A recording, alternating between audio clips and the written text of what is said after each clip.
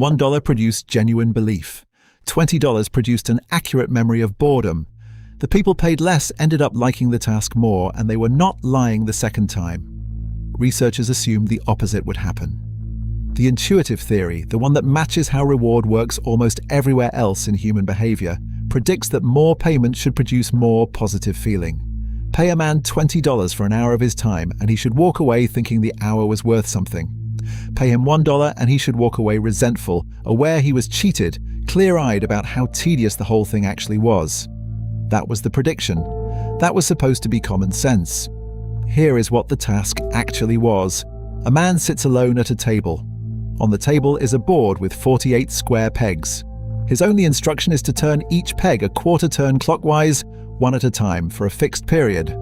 When he finishes the board, he starts again. Then he is handed a second task, a tray of spools, and told to remove them, then put them back, then remove them again. No purpose, no variation, no one watching for skill, just repetition, calibrated by the experimenters to be as flat and mind-numbing as a laboratory can engineer. After an hour of this, the man is pulled aside and told the real experiment is about to begin. A lie. He is told that the next participant waiting outside needs to be told the task is interesting, engaging, even fun. This is the actual point of the study, though he does not know that yet. Some men are offered $1 to deliver this lie to the stranger in the waiting room. Others are offered $20 for the identical lie. Almost all of them do it, regardless of amount. They walk out, they tell the next person the pegs and spools were fascinating, and then they are brought back in and asked privately, honestly, how much did you actually enjoy the task? The $20 group rated the task low, boring, not engaging. Their private answer matched their private experience. The $1 group rated the task significantly higher, not just politely higher, but measurably, consistently more positive, as if the hour had actually been worthwhile. They had told an identical lie for an identical duration. Only the amount of money differed, and the amount of money determined whether the lie stayed a lie or became a memory. The mechanism sits underneath a simple, unbearable fact about the human mind. It cannot hold two contradictory self-facts at once without doing something about it. Fact 1, I said the task was fascinating. Fact 2, I know the task was tedious. Those two facts held together generate a state the mind treats as an emergency, as discomfort with no name until 1957 gave it one, cognitive dissonance. The mind does not tolerate the gap, it resolves it. And there are only two tools available for resolution. One is external justification, a reason outside yourself, sufficient enough to explain the lie without needing to believe it. $20 is that.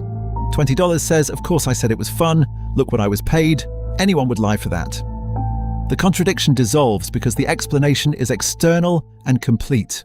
$1 cannot do that job. $1 is not enough money to explain away a lie, not even to yourself. So the brain reaches for the second tool, internal justification. If there isn't enough external reason for what I just said, then maybe I meant it. Maybe it actually was interesting.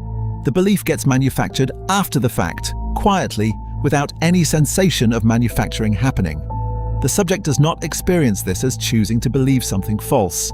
He experiences it as remembering something true. Subscribe if you would rather notice the manufacturing process in yourself before it finishes running. This mechanism does not stay in a laboratory with pegs and spools. It runs continuously in ordinary rooms for ordinary reasons. A woman takes a job for less money than she wanted, tells her friends, it's not about the salary, it's about the mission. And 18 months later, she means it. She has forgotten she ever wanted the other number.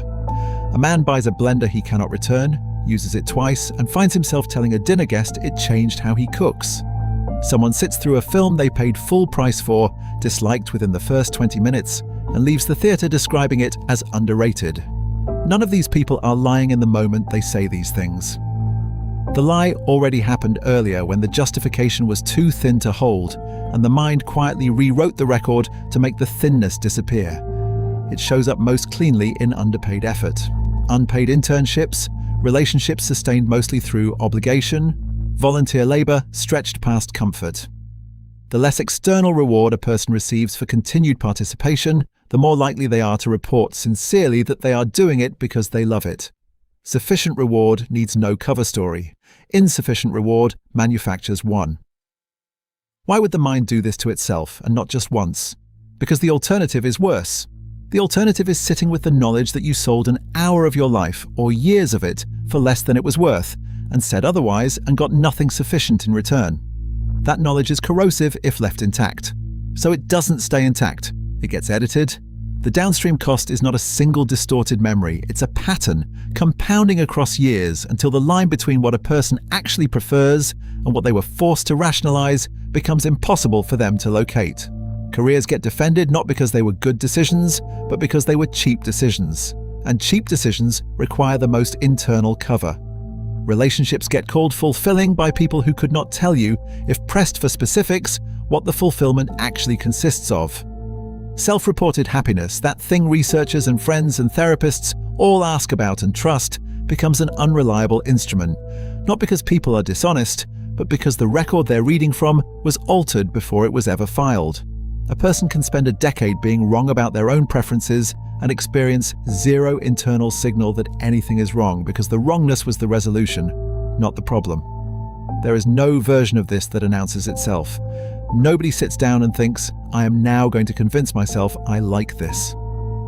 It happens underneath the sentence, in the gap between what was paid and what was said, and by the time the belief arrives, it arrives disguised as something that was always true. You're watching this video for free. No one paid you to sit through it. No one is coming to check whether you found it interesting, and yet at some point in the last 5 minutes you decided, without noticing the decision, why you're still here. That reason feels obvious to you right now. It was constructed the same way that pegs became fascinating.